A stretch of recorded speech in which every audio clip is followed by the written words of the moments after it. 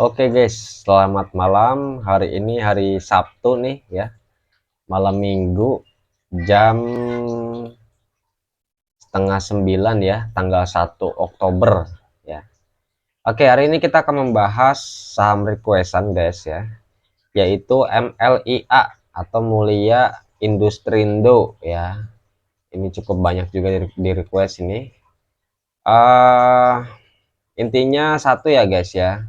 Kalau fundamentalnya oke, kemudian rutin bagian dividen dan dividen yieldnya masih gede, begitu masuk aja guys ya. Nggak usah khawatir ketika nanti mungkin nyangkut ya, semoga sih enggak.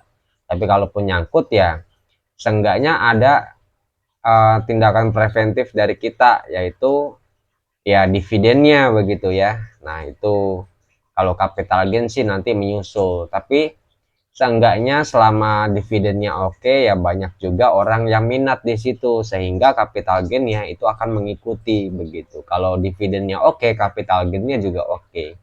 Begitupun juga sebaliknya, hati-hati aja sih guys ya. Oke, Mulia Industrindo ini bergerak di bidang perdagangan ya, atas hasil produksi entitas anak. Oke, produk yang dihasilkan ada 4 divisi: kaca lembaran, botol kemasan, glass block, kaca pengaman otomotif. Ya ini berarti dia bergerak di industri pengolahan kaca guys ya, atau glass. Kemudian ini ada merek-mereknya nih yang terkenal nih, seperti Heinz ABC Indonesia, Sosro ya, Indofood begitu. Berarti ini penyedia botol kemasan ya guys ya, atau penyedia kaca begitu untuk perusahaan-perusahaan yang kemasannya menggunakan botol seperti Sosro ini ya, kayak gitu. Oke, kemudian didirikan 1986 ya, ini sudah cukup tua ya, sudah cukup mature begitu, bisa bertahan sampai sekarang ya, bagus sih. Kemudian IPO-nya juga sudah cukup lama nih melantai di Bursa Efek 1994. Kapitalisasi 3,37 T ya. Kemudian untuk nama-namanya, oh ya, sebelum ke nama-nama ini dulu ya, pemegang saham di masyarakat itu 32% guys. Artinya ini cukup liquid guys segini ya. Ya bagus ini ya. Kemudian nama-nama direksinya, komisaris, nama anak perusahaannya satu ya ini ya. Oke. Nah, sekarang kita lihat di income-nya itu kebanyakan dari botol dan gelas guys. Ya, kemudian 27% itu keramik lantai. Oh ya, dia juga keramik lantai nih. Menyediakan atau memproduksi keramik guys untuk lantai. Nah, kemudian untuk distribusinya sebagian besar lokal 79% dan ekspornya 20%-an. Ya, menurut saya sih kalau ada ekspornya juga bagus sih, apalagi kan ditambah dengan harga dolar yang meroket begitu, ya pastinya akan diuntungkan sih ini guys ya. Kemudian kita lihat sejak IPO. Ya, kalau sejak IPO sih cenderung uptrend ya guys ya, cenderung uptrend. Oke, langsung aja kita lihat untuk uh, laba bersihnya guys.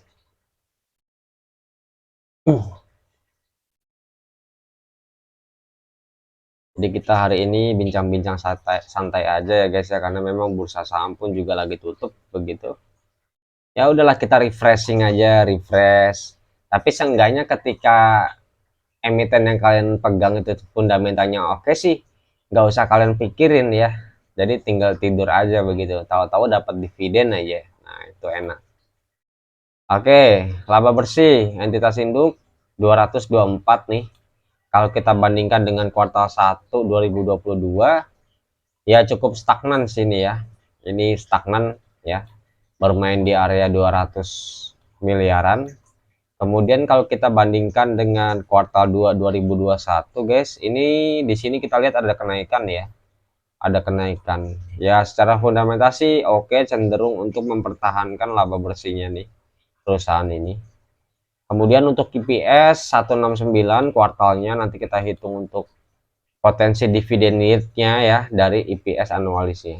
Untuk per 15 kuartal nanti kita lihat yang anualis.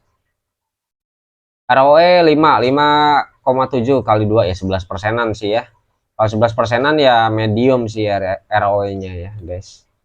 Ya, return of equity, kemampuan dia untuk menghasilkan laba bersih atau menghasilkan modalnya ya itu adalah 12% per tahun. Kayak gitu loh. Oke, ya ini medium sih range-nya ya guys untuk ROE yang ini. Nah, ya langsung aja kita hitung ya nanti untuk potensi dividen yield. Anualisnya pairnya bagus, 3,69 di bawah 5 guys ya. Jadi ini cukup recommended banget nih ya. Berarti harganya segini itu masih murah guys ya. Masih murah. Tapi ya tetap kita harus hitung potensi dividen yield-nya ya. Kalau menurut saya sih ya sejauh ini yang kita analisa sih masih worth it ya guys ya di harga segini ya. Karena memang tadi juga ekuitasnya juga ya bagus ya bisa bertahan begitu di kuartal 2 nya. Untuk IPS anualisnya 144 guys. Nah, dia pernah bagian dividen. Oke, coba kita cek aja di RTI ya guys ya.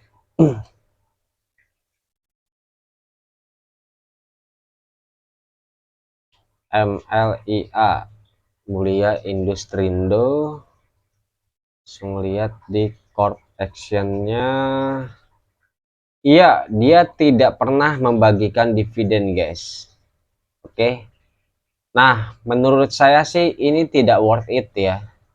Tidak recommended saham ini. Meskipun memang dilihat dari ekuitasnya ya laba bersihnya kemudian kistatnya pernya begitu ROE-nya bagus, tapi kalau menurut saya tidak recommended. Kenapa? Karena ya percuma, meskipun finansialnya bagus begitu ya, kita dapat apa ketika finansialnya bagus? Nggak dapat apa-apa guys ya, nggak ada dividen di sini begitu loh. Nah ini juga cukup kita harus juga hati-hati ketika saham itu punya laporan keuangan yang bagus tapi tidak bagi dividen. Ya ada indikasi ya, saya tidak bilang pasti begitu tapi ada indikasi ya itu laporan keuangannya dibuat-buat guys. Kita patut mencurigai begitu loh karena kan kita investor. Kita dapat apa ketika emiten yang kita hold itu laporan keuangannya dapat laba gede begitu. Nah, kita dapat apa begitu? Dan capital gain nggak ada, itu pun juga capital gain juga berdasarkan transaksi di bursa efek kayak gitu. Iya kalau market lagi beres, kalau marketnya nggak beres kita dapat apa? Yang ada kita malah nyangkut begitu. Kalaupun nyangkut nggak ada dividen lagi, nah itu harus hati-hati guys ya. Itu carilah yang fundamentalnya kuat ya, bagus, gede, terus bertumbuh. Kemudian yang kedua ya yang pastinya bagi dividen kayak gitu loh. Itu sih guys ya. Menurut saya meskipun fundamentalnya oke ya, tapi karena dia tidak bagi dividen ya percuma. Tapi kalau seandainya kita berandai-andai ya guys ya, di RUPS selanjutnya saya nggak tahu nih RUPS-nya, tapi di Stockbit belum ada sih untuk tanggal RUPS-nya. Nah, kita berandai-andai kalau memang dia bagiin dividen guys, 50% aja begitu ya. 50% untuk kita, 50% untuk ekspansi begitu kan adil. Nah, coba kita hitung ya potensi dividennya. Oke, 50% dikali dengan IPS anualisnya 145 dibagi 100. Ya, dapat 72. Sekarang harganya 535, guys. Kita hitung potensi dividen yield-nya 535. Nah, ini dia. Dapat dividen yield sebesar 13,5% kalau kalian nyerok sekarang begitu. Ini pun juga kan udah mau ATH nih kalau nggak salah ya. Coba kita lihat 5 tahun terakhir. Nah, ini nih. Ini kan ATH-nya di sini nih yang sebelumnya nih. Nah, saya sih nggak yakin bahwa dia bisa melebihi lebih banget ya daripada ATH-nya yang ini, guys. Kenapa ya? Karena memang dividennya nggak ada. Orang-orang pun juga investor pun juga nggak minat begitu loh, ya. Itu sih, guys. Jadi hati-hati aja nih, ya. Itu. Tapi kalau dia bagian dividen, saya yakin ini bakal tembus ATH, bahkan bisa melebihi. Kayak gitu karena memang banyak yang minat dan ini pun juga harganya sekarang pun juga masih oke ya. Ditandai dengan dividen yield itu 13,5% kalau dia bagiin DPR sebesar 50%. Kayak gitu. Ya, itu sih guys. Dari segi fundamental ya guys ya. Tapi kalau kalian cuman memanfaatkan capital gain aja sih sejauh ini sih ya masih oke, cuman saya tidak menjamin nanti kalian tidak nyangkut begitu loh ya. Bakal dapat untung begitu ya. Kenapa? Karena memang dividennya nggak ada guys. Kayak gitu. Ya, kita lihat dari analisis teknikalnya ya. Ya, supportnya di mana aja? Supportnya di sini ya. Ini yang pertama, kemudian ini yang kedua, ini yang ketiga, kayak gitu. Kalau polanya sih kita lihat di sini. Ini sebetulnya ada double bottom ya kecil. Cuman dia longsor guys. Longsor nih, hati-hati nih ya. Tapi ini ada tarikan sih ya terakhir. Hijau. Wah, ini bagus banget nih hijaunya. Kalau kita lihat dari bar chartnya sih ini bagus. Kemungkinan besok dia bakal naik sih hari Senin ya. Kenapa? Karena memang ini disertai dengan volume nih. Volumenya juga lumayan sih ya di sini.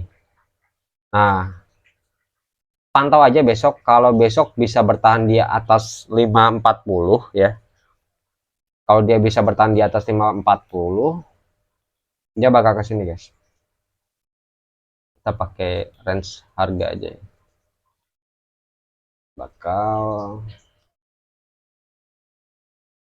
nah sini 581 580 lah ya sampai 600. Ini take profit yang pertama 580 sampai 600 ya. Kalau dia bisa melewati 600 ya dia bakal ke sini. Nah, 631 ya. Tapi dia harus melewati 631 dulu, dia baru bisa ke sini. 670-an guys. Kayak gitu. Tapi hati-hati ya karena memang ini tidak ada dividen begitu. Ya paling isinya cuma trader juga doang ya. Hati-hati aja kayak gitu. Itu harus main cepat sih karena memang yang kalian hadapi adalah trader juga yang pengen take profit guys, yang pengen dapat cuan juga. Ya itu sih guys ya. Ini saya ganti warna hijau aja. Ini area take profit yang pertama nih ya. Yang kedua di sini, yang ketiga di sini ya. Yang pertama itu 580 sampai 600 ya, take profit yang pertama. Yang kedua 630, yang ketiga 670 ya. Kemudian untuk area supportnya yang pertama 500-an ya, 505 lah ya. Kemudian 435, kemudian yang terakhir ini 395 guys. Tapi secara sejauh ini ya fundamentalnya sih masih oke sih. Ya, fundamentalnya masih oke. Ini juga ada turn back nih guys ya. Di sini disertai dengan volume juga. Coba kalau kita lihat bandar detektornya. Oke, big akumulasi AKBK masuk guys. Kemungkinan besar ini Senin akan naik kayak gitu. Ya, itu sih guys. Oke, mungkin sampai di sini aja ya pembahasan kita pada malam hari ini. Tetap cuan, jangan lupa subscribe. Sampai jumpa di lain waktu. See you semua, bye.